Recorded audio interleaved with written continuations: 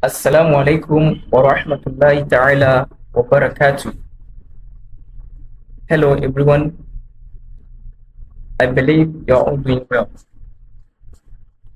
The, the essence of this class is to take you around the topics we have treated from the beginning of the time up to your last day in school.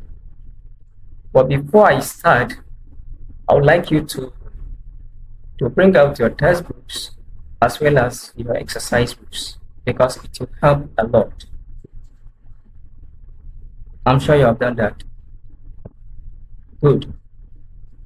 Then let's quickly look at the topics that we covered for the whole time.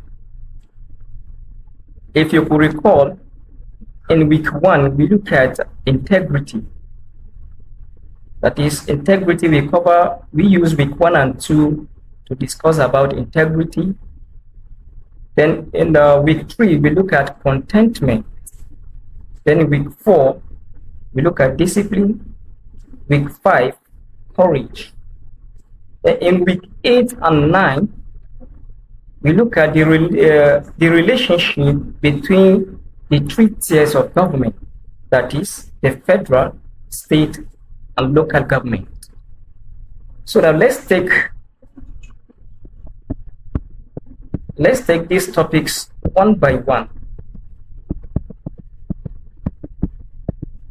In the first topic, which is integrity, we started by defining what integrity is, in which we said integrity involves adherence to moral and ethical principles, being honest and having strong moral character. After the definition, we also look at the attributes of integrity. And I told you time without number that attribute and features means the same thing. If you're asked what are the features or attributes, it means the same thing. So now let's look at the attributes of integrity. One, we said honesty. One of the attributes of integrity is honesty. We have contentment, truthfulness, fair play. Then we have don't compromise with evil deeds. These are the attributes of integrity. And if you look at the explanation of all these attributes, is self-explanatory. So you don't need much here. Then we also look at the examples of people of integrity in Nigeria, which I highlighted some of the people of integrity in Nigeria. The first one is Chief Gani Pawehimi, Chief Obafemi Awolowo, Alhaji Aminu Kanu, Dr. Nnamdi Azikiwe, Alhaji Ahmadu Bello, then Professor Wale Soyinka. These are some of the examples I highlighted already. Then we also look at the needs for the people of integrity. One of the needs of people of integrity is community development. We have peaceful coexistence, good image for Nigeria, model for young ones, and justice, equity, and fair play. These are the needs for people of integrity. Then we also look at contentment, in which we also define what contentment is all about, and in which we said contentment can be defined as the feeling of happiness and satisfaction with oneself. In other words, contentment is the acceptance of one's position with gratitude. After the definition, we also look at the features of contentment. One of the features of contentment is satisfaction. We also have happiness, no envy, he is not greedy. Then consequences of lack of contentment. If someone is not contented with whatever he or she has, what is the result? One of the results is what? Corruption, greed, jealousy, theft, and prostitution. All these ones are self-explanatory. Then the third topic we looked at is discipline, in which we also started with the meaning of a discipline, in which we said is the ability to control one's behavior.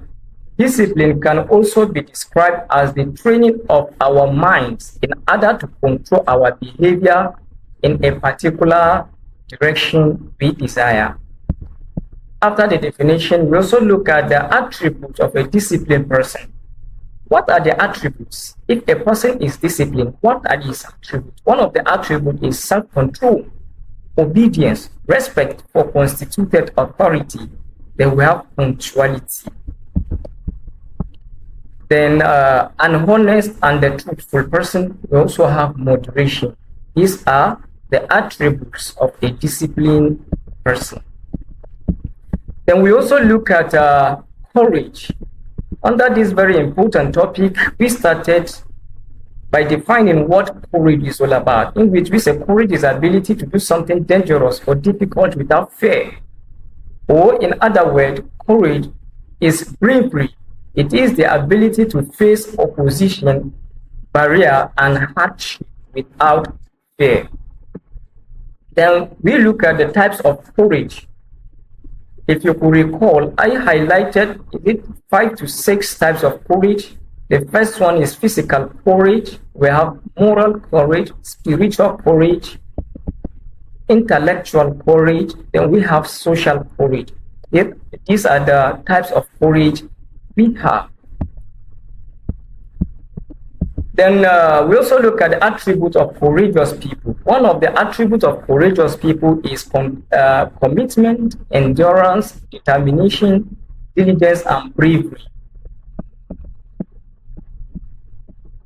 We also look at, I think this is the last topic we look at, the relationship between the 3 tiers of government. Whenever we say tiers of government, these include the federal, the state, and the local government. We started by introducing these 3 levels or tiers of government. The federal system of government in Nigeria, according to the Constitution, recognizes 3 levels or tiers of government, namely federal, state, and the local governments. These 3 levels derive their power from the Constitution. Then we now look at the federal government. We said the Constitution allows only the federal government to make laws on the exclusive legislatively, such as on subjects as defense, currency, immigration, customs, and prison. The federal government also have overall power over the states and the local government as allowed by the Constitution. Then the state government. The state government legislates on the concurrent legislative lists. Items on the list include education, agriculture, health, and tourism. State government exercise their powers over their geographical areas where the Constitution gives them jurisdiction.